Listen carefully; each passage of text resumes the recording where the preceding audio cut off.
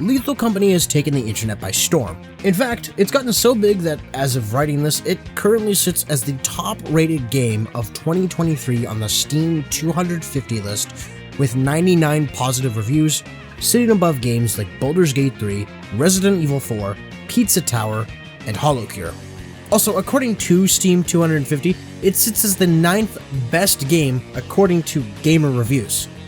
So, it's kind of a pretty good game. With funny clips, moments, and the rawest answer to the classic horror movie statement, how are they so dumb? If I was in a position like that, I wouldn't die so easily. It's no wonder this indie game became as popular as it did. Whoa. No! Oh god, keep moving, Ramsey! Keep moving! What's happening? God damn it! They're parked in the White House truck up there. Come on. Y'all are. There's no service around here. Wait, are two of them already dead? In fact, after experiencing the game myself, I've noticed that it follows some of the key elements that have made a lot of popular games explode, including but not limited to Phasmophobia, Among Us, Gmod, and many more that have fallen out of the public eye. If you notice, all the games I mentioned are heavy content creator type games. They're the type of games that blow up on YouTube and Twitch, that your favorite content creator plays for a little bit, or even a long while, until either the views drop or a new game becomes the main engagement. It's a tale as old as time that not many games are lucky enough to experience, but with high positives come great negatives. If the developer, or in this case Zeekers, can't find a balance to keep engagement without losing the core element that makes the game fun, and the reason people started playing, then it could fall off quicker than it grew. But at the same time, if they don't add anything at all, or people find the game hasn't added anything, or feel they've seen all it has to offer, then they might drop it to find the next dopamine-receiving game. Side note, it's kind of the same reason why people still play GTA Online opposed to Red Dead Online. You see, Red Dead Online has roughly an average of 2,000 to 3,000 players that are active, while GTA is still lucky enough to have 100k plus active players. I personally feel that both games deserve an equal amount of players, but Red Dead doesn't get content, and I feel that is because Rockstar doesn't think they can, or at least are afraid to add content to the game that's more grounded in reality and is older and westerny-er. But at least I personally feel like that shouldn't be the case, because there are so many things you could add to Red Dead Online, especially western-based. Like, imagine a entire, it's an entire update dedicated to western stories, like the Outlaws of the West, and your character's just sort of there in the middle of all of it. Like, Billy the Kid's there, and it's like all of these famous outlaws that you've heard about or read about, but this time you actually get to experience their stories alongside them with your character. Like, that would be an interesting thing to add, but they for some reason didn't, and I feel like it's too late for Red Dead Online now. So, that sucks, but they could have added so much more to it.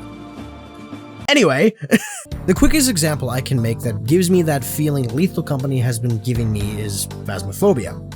On my first playthrough, I was scared, curious, and enjoyed every second I played of it, until I didn't.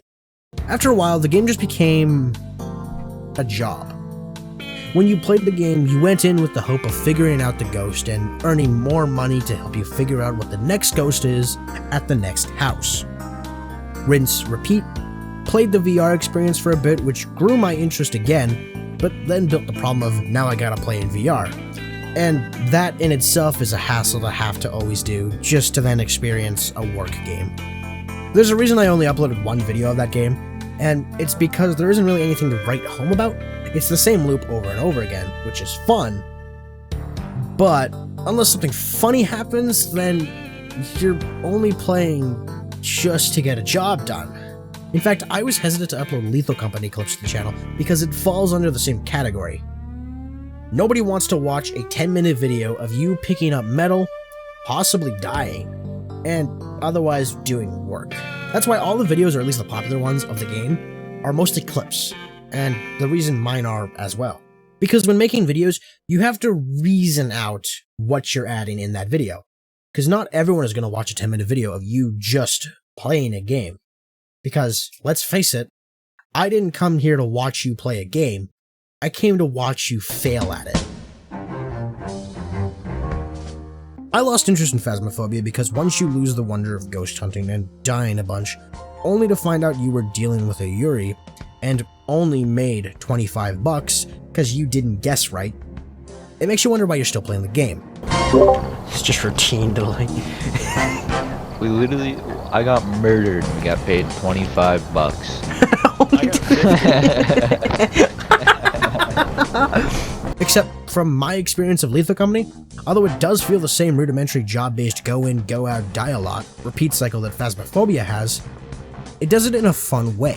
I think it being more cartoony and video gamey was a smart thematic choice as opposed to the realistic look Phasmophobia went with. Not only does it get points for looking like a PS1 game, a look that has in recent years become a popular choice for horror-like games popularized by Puppet Combo, but it also doesn't play like a job game. Sure, as I've said, it follows the same formula that Phasmophobia has, but the way it's presented is more of a backseat to the main game. Yes, you collect things and bring them back, but the main focus is survival and exploration. And once you've got an idea of how the locations work and are mapped out, that in itself takes a backseat to the monsters in the world, and how that plays into survival. Many monsters with different characteristics exist in Lethal Company, as I'm sure you've both already experienced and have seen in work. Their goal is to be both an obstacle and a nuisance, but I've rarely felt a negative connotation towards them. I think the best moment in the games revolve around the interaction between the player and the monsters in-game. You never know if you're safe, and what you might encounter, and once you do, you now have to quickly figure out how to resolve the issue in front of you before it resolves you. And if it does end up being your end, then you don't, or at least I have never experienced a negative thought when dying besides, man, I can't believe I died so soon. And once everything has been added to the pot that is Lethal Company, it no longer feels like a job game. Which is funny, because you're literally working for the company. A lethal company. You are a nameless, faceless worker that only exists as a percentage. Anyone and everyone playing the game are your fellow employees, and you're all working to appease a quota the company gives you for an unknown or basically unknown means to an end. And it's fun. With a mixture of monsters you can deal with 45% of the time, a simple formula, proximity chat that is done right, and, but certainly not least, every single person who plays ability to die in the stupidest and funniest way possible, you get a great game. However, the question then becomes, how long will that last? Will it be a Rust situation where the community stays massive and the creators stay engaged? Or will it be like an Among Us situation where the general populace has kind of forgotten about it, but it has stayed popular in its small circle of content creators and viewers that watch them? We'll soon learn where it'll fall under. But until then, I'm going to enjoy my time with the game. And, like many of you, I have a quota to complete.